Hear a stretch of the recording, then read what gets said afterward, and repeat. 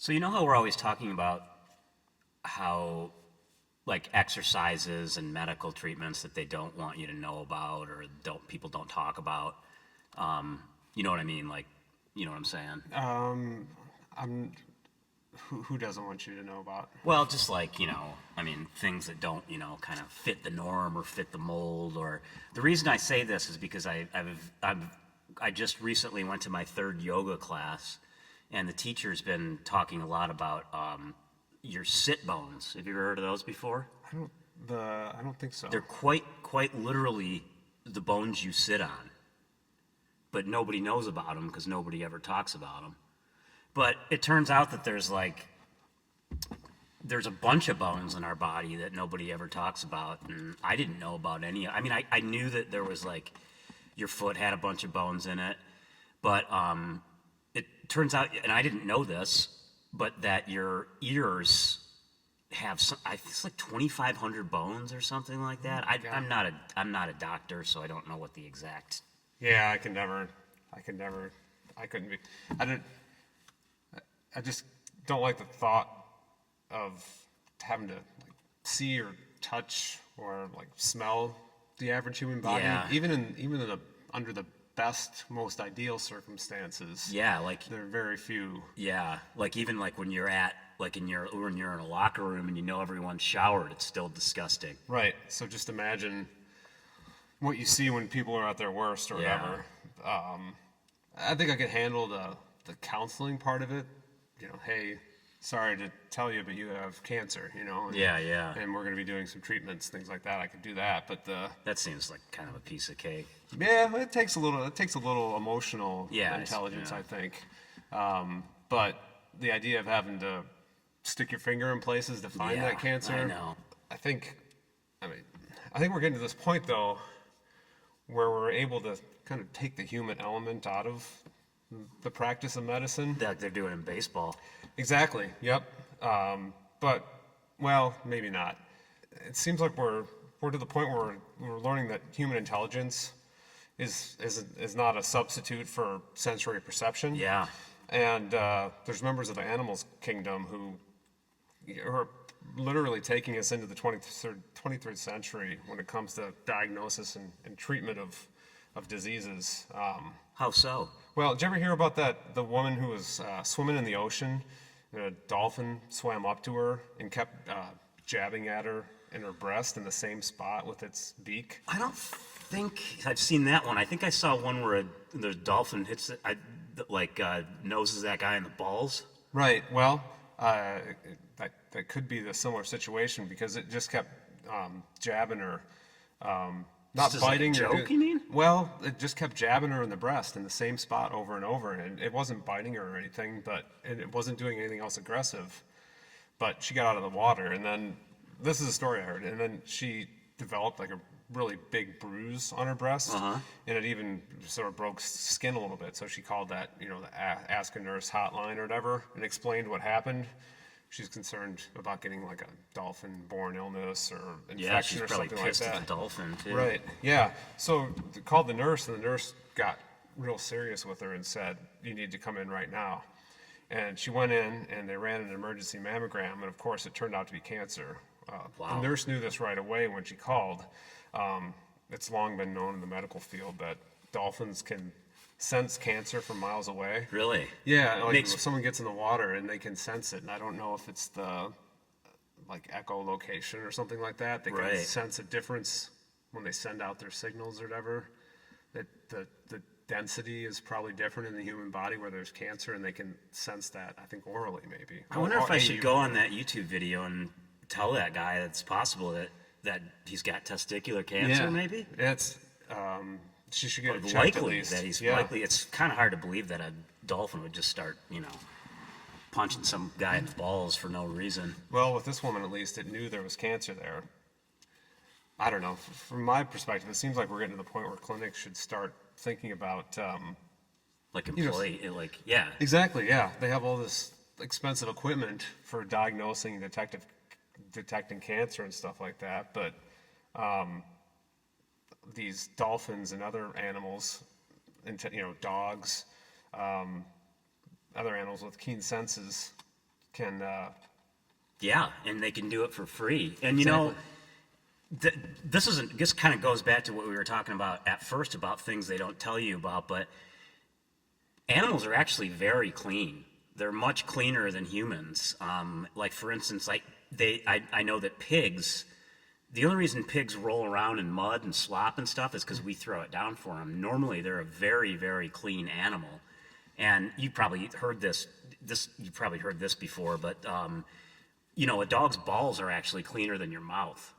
Did you know that? No, I didn't know that. I know but it's can hard to believe believe. it. Yeah, yeah, and so Well, it's hard to believe, but I can also believe it. right. So it kind of makes sense that it lends more credence to this idea that we should be thinking about, you know, hiring these. Yeah, because you know, some people are going to be like, I don't want that dog, because there's dogs that can sniff. So there's the dolphins, which they found can sense cancer. But Yeah. dogs can smell it, and there could be sort of a stigma. I don't want that. You know, you're in a medical setting and you think things are sterile, and then you have an animal coming in, but you Yeah, can right. comfort the person, like, you know, hey, this dog's, you wouldn't say balls, but its yeah. groin is cleaner than your mouth. Right. So if you're interesting. And also, you know, speaking of dogs too, you know, I don't know if you know about the story from, I think it was from, I don't know, I can't remember, it was from like the early 1900s or something, where a bunch of dogs took a dog sled up to the North Pole because they needed like sort of, I can't remember what it was for, like chicken pox or something like that, but they had to, but you know, because there's no transportation to and from the North Pole, they had to bring dogs up there to bring the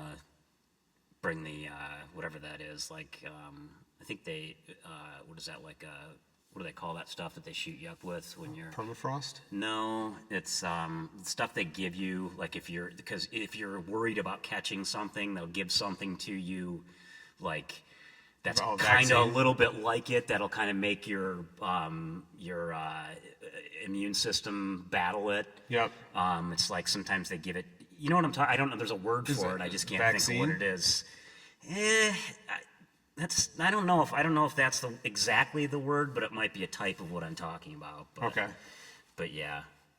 So the dogs went and got it? Well, the dogs, I think they put well, I don't want to call it a vaccine. I don't think that was what it's called, but they put whatever that chicken pox juice was or whatever, and they put it in their packs or whatever, and then the sled dogs went to the North Pole. So I think we're getting to the stage where clinics need to start seriously thinking about either supplementing or replacing, I guess, all that expensive equipment with dolphins and dogs and Yeah. other intelligent animals with keen senses. Well, can I play devil's aggregate here? Sure. How much would it cost for a clinic to maintain a dolphin? Well, And I mean, do they have 100% success rate? the dolphins? Yeah. You know, I guess first question, how much would it cost? I don't know, but First of all, I don't mean to interrupt you, but thanks for answering the first question first, because most of the time when I ask people a two-part question or two questions in a row, they usually say, I'll answer the second question first. Right. Which sort of makes sense, but it also leads me to believe that they're likely to have forgotten the first question by the time they enter. Anyway, I don't mean Right. so go ahead. Well, I'm a little concerned maybe. I think the first question depends on the second question. Oh, well, in that case, I'll allow it. Well, so I think the second question was the 100% detection rate, right? Yeah. So I hadn't really thought about this, but do you want to trust the poking of one, the dolphin pokes some guy in the gut? Do you want to start a round of chemo-based, medical diagnosis or whatever? And so the second question was the detection rate, and the first question was how much would it cost to have a dolphin. One dolphin is different, now that I think about it, you'd probably want 2 or 3 dolphins per clinic as sort of a quality control check. Yeah. So you have the I don't know, false positive, false negative. You probably run at least 2 dolphins at the start. Yeah. So if you probably have a pool, so how much does it cost to maintain a pool? And how much does it cost to fish? Blubber and stuff Right. like that.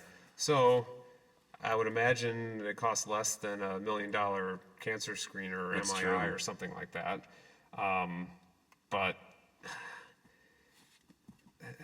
there's also another concept I've seen where they'll have like a portable MRI that's in the back of a semi truck. Yeah. And they'll drive it around the state and they'll say, okay, we're in this town this week, so schedule your MRI. Yeah, that's actually that's an interesting idea.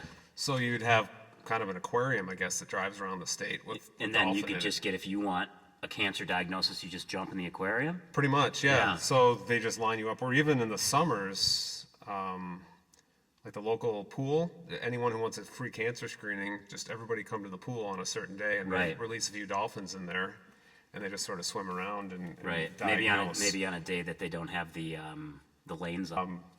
So it's likely expensive, but how much is a human life worth? Yeah. I guess that's my thought. And talking about dolphins detecting cancer and dogs smelling cancer and stuff like that. Crows are also a extremely intelligent animal, and from what I've heard, they're more intelligent than dolphins. But Really? yeah, and but for some reason people hate crows, which I can't really figure out. People love. It's interesting. Yeah. Yep. And why do people Why does hate one? crows? Why Right. exactly? And what is it about crows that makes them? But Yeah. there's an application in the medical field. Well, I Or- think so, but there's again with the dirty animals. There's a crow stigma. Well, I don't want to. Crows are gross and they eat garbage and stuff. But I guarantee if you reverse the roles and dolphins were hopping around on the ground and Yeah. squawking at 5 a.m. and shitting on your cars and stuff like that, and crows were out swimming in the ocean. Yeah. I guarantee the default tattoo would be the crow jumping over a flaming yin and Yeah, I yang, never and not the thought other way about that. around. But Yeah. anyway, crows are very intelligent, but they don't have olfactory, but their eyesight is impeccable. So, I mean, thinking about it, they could train crows to read x-rays or MRIs, picking up things that the naked human eye Yeah. can't. They could, train them to peck at a chart where they see something wrong. Yeah. You could get.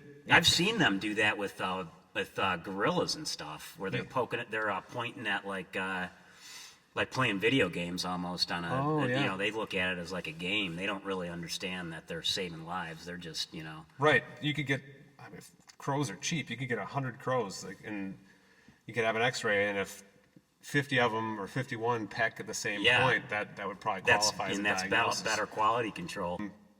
So anyway, the crows, dolphins, dogs. This isn't unheard of either. I mean, it's not like there hasn't been examples of animals who are really good and like better at certain things than humans are. I mean, Right. that's kind of accepted, and yet we don't seem to right. And this isn't like, and the other thing I was thinking too is like like canaries. They've been used to back in the old days when they were still mining coal, they would send a canary down, and if like 10 years later or whatever, it ended up getting black lung, they'd know that mine was poison. Yeah, though. Yeah. Yeah, but that is to the point. Why don't we trust animals? Why do you want a doctor? You have a crow whose eyesight is, say, 1,000 times better than the average human. Yeah. Why do you have a doctor looking at an X-ray when Yeah. a crow can see so much more? And not only that, a doctor has better things to do with their time. Right. They can, they could use that time. That's the thing with the doctor's doing the thing of the highest value. The crows, you give them this X-ray and have them read it and see how many peck in one spot or Yeah. whatever, and then you give them a bag of garbage. You just go and you open up a bag of garbage. And Yeah. they're as happy as can be. Right. So you've just used everybody to their maximum value, I guess. And this is, I'm kind of getting sidetracked here, but I think it's not really necessarily. So they're taking some of the unpleasantness out of colon checks. I don't know if you've heard about this, but the typical polyp check from the doctor. Mm-hmm. I think I'd rather have a crow's beak up there checking for polyps than someone's finger, but I think they're getting beyond that. Yeah. Yeah. Because you basically can mail in a stool sample. They'll screen for cancer that way. So there's no fingers insert it anywhere. You just send in a sample and it's like this But plastic why, I bucket. don't, why were they going up there in the first place then, if they always could have just used a stool sample? Well, that's the thing is I think they can detect cancer in the stool sample or cancerous cells or something because it passes over those polyps. Oh, I see. So they're realizing we can take the finger out of treatment, which Yeah. is, good for the patient, but also the doctors probably even more so. Yeah. But It's kind of sad though to see that we're losing some of that, kind of old school, I don't know, Tactical put it, or- rectal or- examinations, yeah, I right. guess, the way they used to, the way they did it, to our grandfathers and Yeah. in some cases fathers. right, cost of progress, I guess. Yeah. It's kind of you are taking the human element out of a Yeah. colon check, It's like which is so baseball. sad. Yeah. Exactly. Yep.